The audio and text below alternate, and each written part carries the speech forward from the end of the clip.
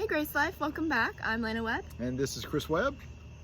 And we are starting the new section in our life group book. This book is Jesus the Servant, and we're going into the section about all of Jesus's miracles. Yep, that's right. That occurred. Yeah, we just had gotten out of the section with Jesus, the teacher, and some of the major teachings that he went through, and then right before that was actually Jesus, the healer or the divine healer. And that's what we just finished up. Exactly. So we're going to go into a little bit different section. But we got, we'll give you a preview here in a minute, but we start with the casting out of the demons, which is what we're going to go over today. Then we get into the walking to the water.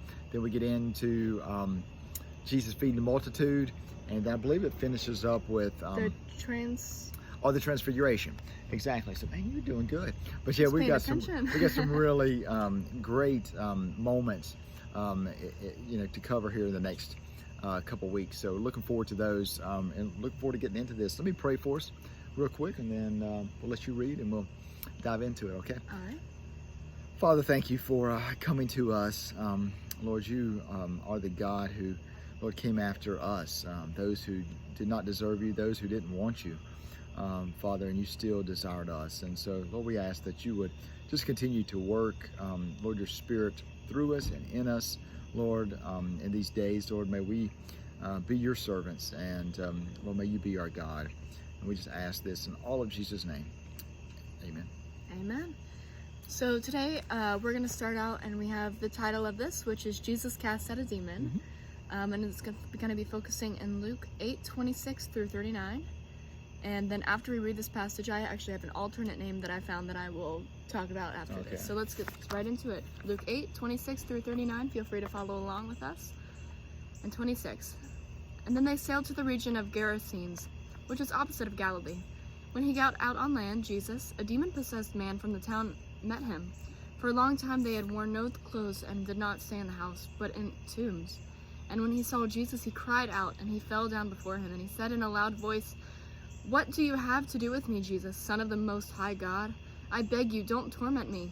For he had commanded the unclean spirit to come out of the man. Many times it had seized him, and though he was guarded, bound in chains and shackles, he would snap the restraints and had been driven out of the demon in deserted places. "What is your name?" Jesus asked him. "Legion," he said, because many demons had entered him. And they begged him not to banish them into the abyss. A large herd of pigs were there, feeding on the hillside. The demons begged him to permit them to enter the pigs, and Jesus gave them permission. The demons came out of the man and entered the pigs, and the herd rushed down to the steep bank into the lake and drowned. When the men who attended him saw what happened, they ran off and reported it to the town and in the countryside. Then the people went out to see what had happened. They came to Jesus and found the man that the demons had departed from, sitting at Jesus' feet, dressed in his right mind. And they were afraid. Meanwhile, the eyewitnesses reported to how the demon-possessed man was delivered. Then all the people of Gerasene region told them to leave them, because they were so gripped by a great fear. So getting into the boat, he returned. And the man from whom the demons had departed from begged him earnestly to be with him. But he sent him away and said, "Go back to your home and tell all that God has done for you." And off he went, proclaiming throughout the town about how much Jesus had done for him. Yeah. Good. And so I think for the reading's sake, it is a little bit confusing there. So when they talk about him asking to go with him, that's the demon-possessed man asking to be one of Jesus' disciples, correct? Yep. All right. And so, or to leave with the other disciples. So yeah, that's a good way to put it. Do you have any immediate thoughts? And I got all kinds of thoughts, but let's, I really want to get into kind of what the word is kind of teaching us, here. You always, want to ask, what is Jesus' purpose? Sometimes we talk about all the different things that happen, and there's a lot of things that are happening here. Just remember, this is Luke who wrote this. So, Luke is a doctor. He's into the details of the thing. And so he puts in a lot of very interesting context here. And it's really, and so there's several things here that jump out to me. But hopefully we'll kind of stay on point, because we could get all over the place as far as that goes. How about you? What are you thinking about? I know there's a couple things on your heart and mind. Oh yeah, I think I looked up just a few things about this, and one website I'm on, Wikipedia, the they have a title for this, and they call it The Exorcism of the Gerasene Demoniac. Okay. And I think that That's sort a of, good, because I feel like Jesus cast out a demon. Yeah, that's a good term. That's how we can say it. But I really want to, if you really want to get into the logistics of what God was doing, he's performing an exorcism of this demon on this man, and it gives context of the place, the location, and what happens. Yeah. And I think it tells the full story instead of just Jesus cast out a demon. Yeah, and we read over this and almost like as it's, you know, like kind of like it's Like it's a fairy tale. well, yeah, or horror movie, you know what I mean? And There's you know, the horror movie Legion. yeah, we kind of you know there, and I want and you know, I think both things say, hey, it's, you know, he actually cast out demons. You know, we read that, you know, it's thousands, you know, because there's many of them in this man, and so yeah, this is a Instead of Jesus cast out a demon, that's why it's a demoniac. He's filled with demons. exactly, it's numerous entities, and so, you know, but it's, I think, first of all, you know, this is an actual event that happened during Jesus's ministry that is very and you know, they could have showed and told about a lot of different things Luke could have, but he really wanted to bring out, I think, this aspect of who Jesus was, and you know, and kind of, and it's really interesting because it, you know, you see a lot of things here. You see his authority, you know, that Jesus had authority over the demons. You see that he wasn't afraid. You see he wasn't afraid to like encounter somebody that was different. I mean, this dude was different. I mean, he was naked. Oh, yeah. I mean, you know, that's a little uncomfortable, you know, for most people. A naked man yelling, screaming, cutting himself, coming at you. You know, I don't know if I would, but you know, Yeah. it didn't even. It's like it didn't even face Jesus. But I mean, but you get it. I mean, you know. Well, I think this also, it shows how huge Jesus's mercy is as well. Yeah. Yeah. Because he even showed some sort of mercy on the demons. Yeah. Well, and I want if to we point, get into it. yeah, and I wanted to point out, I didn't even think about it until this, really almost this moment, is that Jesus came after this man.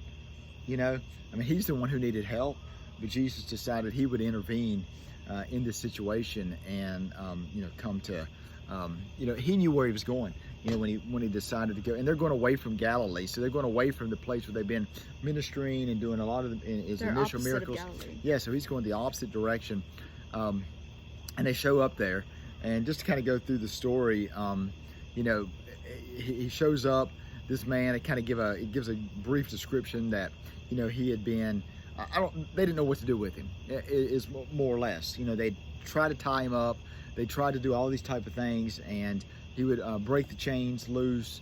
He would run around naked, hurt himself, probably hurt other people, and nobody knew what to do. You know, he was. Honestly, it kind of reminds me of how it was like 50, 60, 70 years ago with, and before that with like insane asylums, with different other medicines that contain tons of alcohol and methanide or whatever, all kinds of like cyanide and poisons in it, because they thought, hey, this makes you feel somewhat better. And so I feel like that's what they were doing with this man, is they were just trying to grasp onto whatever they could, and they really hadn't learned about Jesus and what he can do for them. Yeah. So exactly, and so Jesus shows up. And the man shows up, and it's, you know, the first thing he does, he's standing there. I mean, and you can tell he's not in control anymore. It's these demons, and I love it, man. The first thing they do is they look at Jesus, and they're like, well, first of all, Jesus asks him what his name is, and I think that's interesting, because why would he ask him that? You know, I mean, I guess he knew. I mean, he knows he is omnipotent. He knows all these things. But he had, you know, he wants, I think maybe it's just for this, maybe it's just for the purpose of his disciples. You know, he said, I want you to know what we're dealing with here. It's not just, and hey, listen, man, a half a demon is like too much of a demon for me. You know, he wanted not only maybe the disciples to know that it was a multitude, but then what comes next is what I love. I mean, because, well, go ahead. To backtrack a little bit, before he even asks his name, the demon first addresses God and says, what do you have to do with me, Jesus, Son of the Most High God? Oh, yeah, yeah. And I think it's so powerful that even the demons who despise God still acknowledge who he is. Yeah. And they still acknowledge it, a knowledge that he is the Son of the Most High God. That's who he is. Yeah. And that's almost proving like faith and us being Christians and believing it's in God. It's not just us believing, it's us choosing to follow him, and it's a whole other step up, because you can believe in God and reject him. You can totally be like those demons. You can believe in God and know his power, but decide to go against it. Yeah. But it also points out that he is who he is. Yeah. You know, they Even recognized, the demons acknowledge him. man, they knew it from the beginning. They're like, oh my goodness, you know. But no, they didn't get. Now this is what's interesting. They didn't get the whole picture of things, because, and we'll go. Hopefully I don't want to dive into it all right now, but what you start seeing here is, like, my favorite part is when they say, hey, Jesus, are you going to throw us into the abyss? And so they're referring to actually Revelations 20. When you read in Revelations 20, you look back at it and see, it's the same thing. Jesus, you know, you get the idea that the angels come, they tie the demons up, and they actually throw them into the abyss. And so they knew that their judgment or their end was going to be, their sentence had already been given to them. It just hadn't came to be yet. You know, you got to think they're outside of time as well. You know, demons are, and well, let's not say that. I'll take that back. They're not outside of time. They live in a different perspective than we do. They're not eternal beings, but their existence is much longer than. It's on more of a spiritual plane than a physical one. Let's talk about that. And everybody's like, "Well, you guys are crazy talking about this stuff," but it really is. I mean, it's totally a different thing. But think about when this was. I mean, just these points that you said. They first recognize who Jesus is, you know. Then they say, "Hey, don't throw us, man. Don't destroy us right now," you know.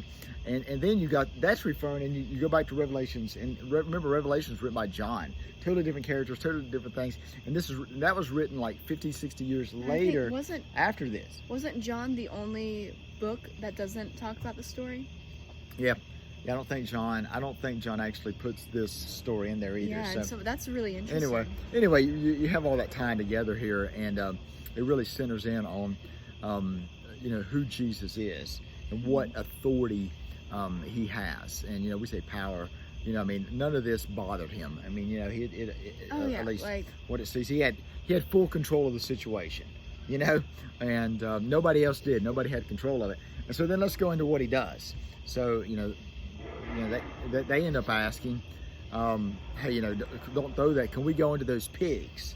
Which is really interesting. Like, man, they're kind of trying to negotiate. And I know we could go down a crazy rabbit hole of why the pigs, how demons, do they possess people, animals, all that kind of thing. But something happened here. I will not even attempt to know what it is. Can you stop for a second? What's that? Oh, I got a bug. Yeah, you got a mosquito on your face. Oh, sorry guys. We're outside. You can see it's dark. I was about to slap you. Yeah, I was like, we shouldn't do that. No, we shouldn't. Thank you. Sorry. Okay, but anyway, we're into that part now where he says, hey, can we go into these pigs? And so let's pick it up there. So he goes, puts them into pigs. He says, yeah, go ahead, man. I don't know if that's how he said it, but he's like, yeah, he's like, and that's where God, he's really showing mercy, and he's like, he could be throwing them into this abyss because he has power to do that. Well, the abyss wasn't the time yet.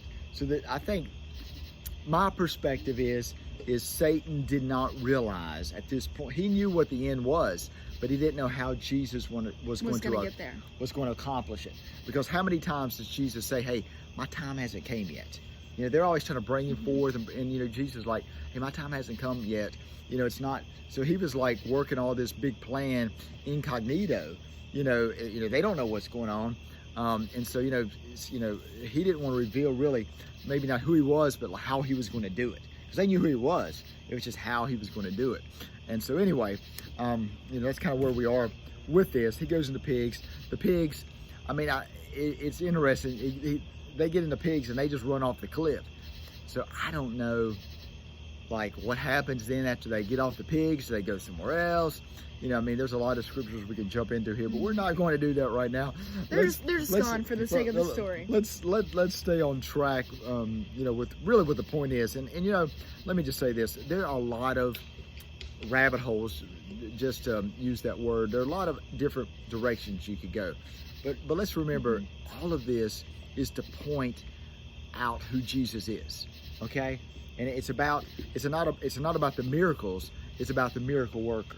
You know, and I'm going to probably say that over and over again, because a lot of times, you know, maybe not, a lot of people just are looking for the miracle, you know, and they did that here. They wanted to see the miracles. It doesn't matter, you know, what miracle he does. If you know the miracle worker, it's always Jesus. It doesn't matter, you know. So even if you go to the grave, you know, and you know, a lot of people are healing or whatever that is, well, he doesn't have a problem with raising you from the grave. That's the greatest miracle ever. Yeah, you know, and sometimes Satan is probably like, but you can't do this, and then he's like, watch, yeah, it's not a problem. It's really not. And so I think the last part of that is where Jesus tells the man who is now kind of free of the demons, like, hey, this is what I want you to do. And the man, he really fights, or he seems like he wants to go with Jesus. Yeah, it's really interesting here, because he thought his idea was, well, first of all, the town come out, you know, the town people come out and they are like scared to death. I think I would be too, because they don't know what's going on. They're like, this man who's been crazy and he's suddenly healed. Well, but they don't. They're like, oh my gosh, what has happened? You know, and you they got probably these just demons. saw the thousands and thousands of pigs just go off the cliff. You see that? It seems like something insane. And you see a man that they haven't been able to control or contain at all. You know, and then so if you can't control him, how in the world are you going to control the man who totally controlled him and did all these things? So yeah, it scared me too. And that's probably the appropriate, honestly, that's probably the appropriate response. It's probably a horror story. Like, whoa, hold on, what's going on here and stuff. So I think in another accounts, like this may have been their, the pigs may have been their, part of their, culture. Well, not just a culture, but part of their livelihood. You know, I don't know. I mean, when we get into that, but anyway, you know, they're afraid. You know, they're afraid, and like you said, the man, he's like, man, I want to go with you. I want to be with you. And Jesus knows, man, hey, it's all right, but I love what he does, because remember, he was in Galilee. He came over here to them. That mosquito must have got me good. Anyway, and then he says, man, I want to go with you. And then what does Jesus say?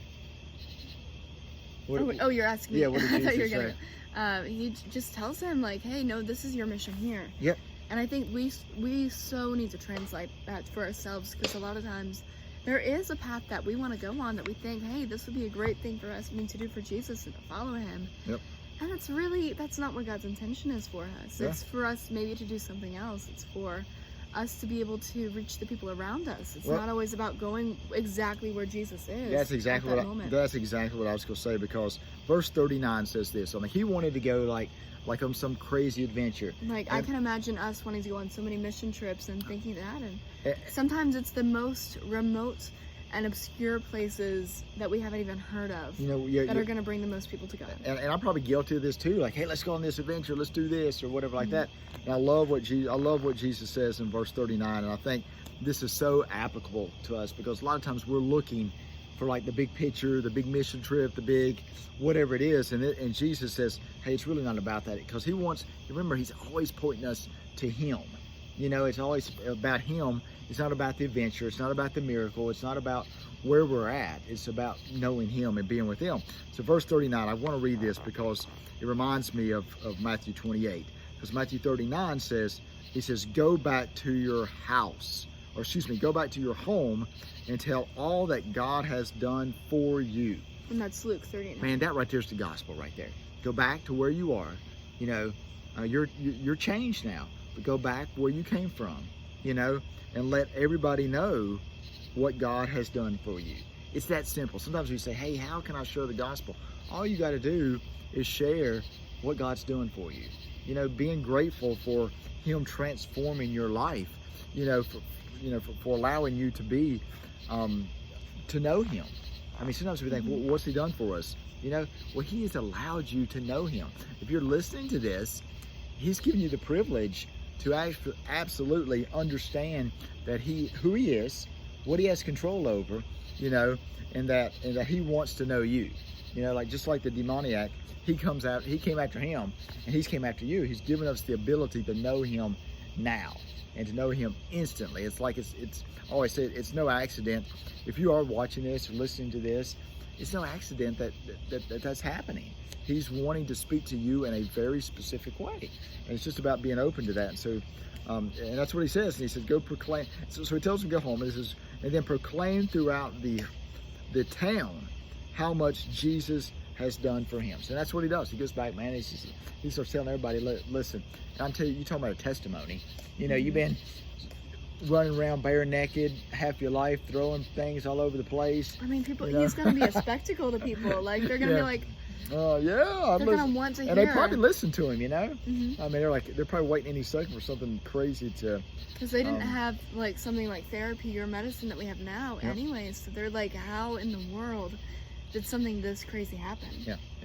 So really, the main point, in this lesson is that Jesus does have authority over everything. And like we said, this is one of the first miracles, not one of the first miracles, but this is one of the miracles, these 4 that we're going to kind of dive into. And it's a little different. You know, it does talk about, I think it's a great reminder that there is, you know, here, especially in America, you know, we don't get into the demon side of things. We kind of think of that as being, like you said, fairy tale or fiction. It's very taboo. But it's very but it's really up to your interpretation. It's very real. You know, you go to other countries and other cultures, you know, you see that, and I think we would be mindful not to dismiss it at times. I mean, sometimes, there's some people I know go overboard, but I think for most of us, you know, we just kind of dismiss it.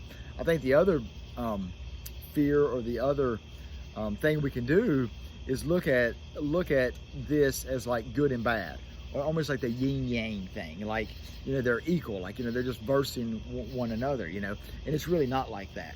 Jesus has full authority over the evil. You know, you don't have this good and bad thing. There's not good and the bad, and there's not bad and the good. It's just pure. It's just good Jesus over the bad. Exactly. And so he has now the little bit, you know, can make a difference or whatever like that toward this man's life all to pieces. But ultimately, his life is changed because of the good. Exactly. And because of God. And you notice in here, nobody else does it. It's Jesus who takes care of these demons. So, you know, I think, you know, we kind of go with that. So anyway, we're about 22 minutes in, guys. We were going to try to keep this one a little short with everything, but we definitely wanted to get into this. Over the next couple of weeks, we're going to get into a lot more. We want you to challenge you and just be thinking about, you know, what is Jesus trying to do in my life? You know, I mean, he is a miracle working God, you know, but he's the miracle worker. That's what we're about here. That's what we're going to be focusing on in these days. And he does these things to show them who he is. But we're going to see, we go down a lot of different avenues. You know, throughout these lessons. Any closing thoughts from you? Not really. I think you got it all. I got it all, man. That's saying a lot. We'll talk more later. We'll probably go into a ton more deep discussions, and I think that's the puppy saying it's time to go. You are, aren't you? Yes, everybody. Are you ready to go? So I think she's ready for us to be done too. Guys, just say thank you for listening. Thank you for being a part of this. You know, it's a blessing to us just to be able to do this. And so anyway, we want to sign off. Say God bless you, and we'll see you soon. Thanks. Bye.